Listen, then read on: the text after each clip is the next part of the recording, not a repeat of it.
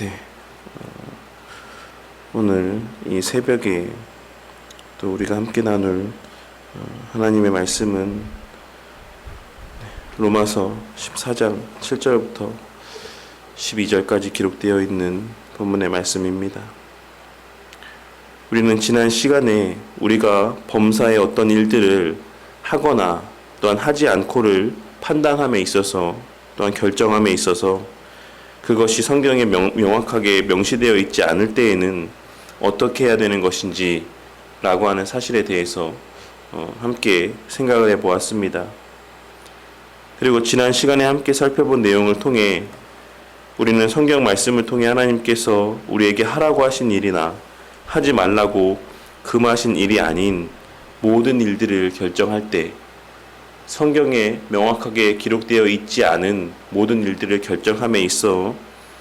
개인의 신앙 양심에 따라 결정을 해야지만 되는 것이고, 또한 그렇게 개인 신앙 양심에 따라 내린 결정과 행동들에 대하여 다른 이들을 자신의 기준으로 그것을 판단하고 정죄하고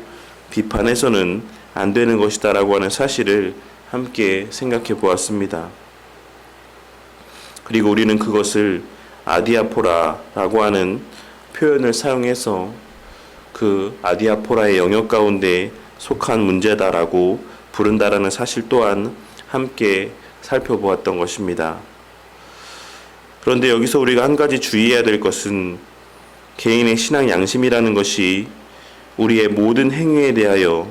무조건적인 정당성을 부여해주는 무소불위의 권위를 갖는 것은 아니다라는 것입니다. 우리는 어떤 문제를 아디아포라의 관점에서 바라보기에 앞서서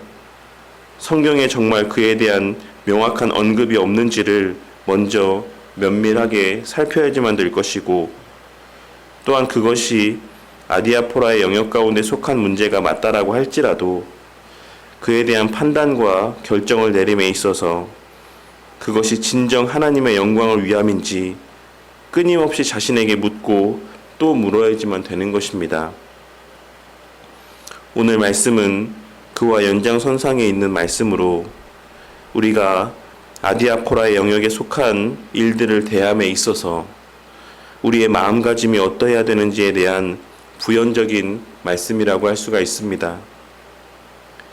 바울사도는 7절과 8절에 기록된 말씀을 통해 우리가 주님의 것인데 우리가 주님의 것이다라고 하는 그 사실은 우리가 살아있는 동안에 주를 위하여 살고 또한 죽는 그 순간까지도 주를 위하여 죽는 모습을 통해 증거되어지는 것이다라고 증거하고 있습니다. 그리고 그와 같은 삶을 사는 자들의 모든 아디아포라의 영역 가운데 속한 행함들이 그 누구도 뭐라 할 수 없는 것이다라는 사실을 말씀하고 있는 것입니다. 그러니 평소의 삶 속에서 그 모든 삶이 하나님의 영광을 위한 삶을 살아가는 자, 죽는 순간까지도 오직 하나님의 영광을 위하여 죽을 수 있는 자들이 그와 같은 자들의 삶 속에서 그것이 설령 하나님의 말씀 가운데 기록이 되어 있지 않다라고 할지라도 하나님의 영광을 위해 바른 선택과 결정을 내리고 그와 같은 하나님의 영광을 위한 삶을 살아갈 수 있다라는 사실을 증거하고 있는 것입니다. 그러니 우리는 이 말씀 가운데서 우리가 평소의 삶을 살아갈 때 늘 하나님의 말씀을 근거로 하나님의 영광을 위하여 살아갈 때에만 그것이 우리 각자의 삶 속에 온전히 깊이 아로새겨짐으로 말씀에 명확한 언급이 없는 일들에 대한 결정을 내리고 행함에 있어서도 우리는 우리의 평소의 삶 속에서 우리 각자의 몸에 배인 대로 하나님의 영광을 위한 결정을 내릴 수가 있는 것이며 죽음의 순간까지도 하나님의 영광만을 생각하며 죽을 수 있다라는 그와 같은 의미를 전달하고 있다라는 사실을 우리는 깨닫고 마음에 새겨야지만 되는 것입니다. 그리고 이는 우리가 눈에 보이는 부모에게 효도를 다하지 않으면서 하나님을 사랑하고 하나님의 영광을 위하여 살아간다라고 말할 수가 없는 것처럼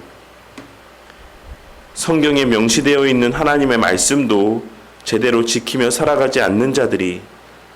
성경에 명시되어 있지 않은 일들을 하나님의 영광을 위해서 하는 일이다라고 말할 수는 없는 것이다라는 의미 또한 담고 있다라고 할 수 있는 것입니다. 바울 사도는 이어 바로 그와 같은 삶을 살게 하시기 위해 우리 주님께서 죽으시고 다시 살아나신 것이다라고 말씀을 하고 있습니다. 우리 주님의 죽으시고 부활하신 목적이 우리로 하여금 기록된 말씀대로 순종하는 삶을 살아감으로 말씀에 기록되어 있지 않은 모든 영역의 삶의 문제들 또한 하나님의 영광을 위해 살게 하시기 위해 죽으시고 다시 사신 것이다라고 말씀을 하고 있으신 것입니다. 쉽게 말해 우리의 전생의 모든 삶의 모습들이 언제나 기록된 말씀대로에 순종하는 삶을 위해 그리고 설령 말씀 가운데 기록이 되어 있지 않다라고 할지라도 그 말씀대로에 순종하는 삶의 모습을 통해 바른 판단과 결정을 내림으로 그 전생의 삶의 모습이 오직 하나님께만 영광이 되는 삶을 살아가게 하시기 위해서 십자가에 달려 죽으시고 부활하신 것이다라고 말씀하고 있는 것입니다. 그러니 우리는 다른 형제의 행위를 이야기하고 비판하기에 앞서서 우리 스스로가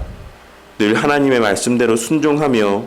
하나님의 영광을 위해 살아가고 있는가를 먼저 돌아봐야지만 되는 것입니다. 내가 형제의 행함을 판단할 위치에 있는 자들이 아닌 나 또한 그 하나님의 권위와 예수님의 죽으심과 부활하심의 은혜 아래 거하고 있는 자임을 깨닫고 주를 위해 살고 주를 위해 죽어야 하는 자들이라는 사실을 명심함 가운데 그와 같은 삶을 허락해 주시기 위해 죽으시고 부활하신 우리 주님을 기억하며 감사함 가운데 살아야 되는 존재임을 오늘 말씀을 통해 증거하고 있는 것입니다. 그리고 더 나아가서 우리가 굳이 형제의 어떠함을 살피지 않아도 우리 모두의 마지막 날에 우리는 다 하나님의 심판대 앞에 서게 될 것을 기억하고 그 확실한 심판의 자리가 있음을 알고 있음에도 불구하고 자신의 불완전한 지각과 판단으로 잘못된 판단을 내리는 우를 범하지 말아야 되는 것을 말씀하고 있는 것입니다. 오늘 말씀에는 우리가 형제를 비판하지 말아야 될 이유와 우리 각자의 삶이 어떠해야 될지에 대한 말씀이 기록되어 있습니다. 우리가 형제를 비판하지 말아야 될 이유는 내가 주를 위해 살고 죽는 자인 것처럼 내 형제도 나와 같이 예수님의 죽으심과 부활하심의 은혜로 말미암아 주를 위해 살고 주를 위해 죽는 삶을 살게 된 자들이므로 그들의 행함을 내 기준에서 생각하고 판단하지 말아야지만 되는 것이고 설사 그들이 잘못된 동기로 또한 잘못된 목적으로 그와 같은 일들을 하고 있는 것이라 할지라도 우리 모두의 마지막 날에는 하나님 앞에 자신의 일을 자백하고 직고할 때가 있는 것이 분명하니 우리가 굳이 판단할 필요가 없다라는 사실을 말씀하고 있는 것입니다. 그리고 우리는 그저 말씀 앞에 각자 자신의 삶을 돌아보며 나 또한 나의 마지막 날에 하나님 앞에서 나의 행한 모든 일에 대해 직고하게 될 날이 있다라는 사실을 기억하고 늘 말씀에 명시된 하나님의 바라시는 바대로의 삶을 살기 위해 애쓰면 된다라는 사실을 우리는 명심해야지만 될 것입니다. 우리가 그렇게 범사의 삶 속에서 하나님의 말씀대로 그 말씀의 권위 아래 살아갈 때 우리의 몸에 배인 그 말씀대로의 삶의 습관들이 그 어떤 상황 속에서도 우리의 마음과 생각과 행동들을 하나님의 말씀대로의 방향으로 하나님의 영광을 향한 방향으로 이끌고 우리가 무엇을 택하고 무엇을 행하여야 될지를 밝히 비춰주고 깨닫게 해줄 것입니다. 우리는 그렇게 우리 각자에게 주어진 그 삶의 시간들 속에서 주를 위하여 살다가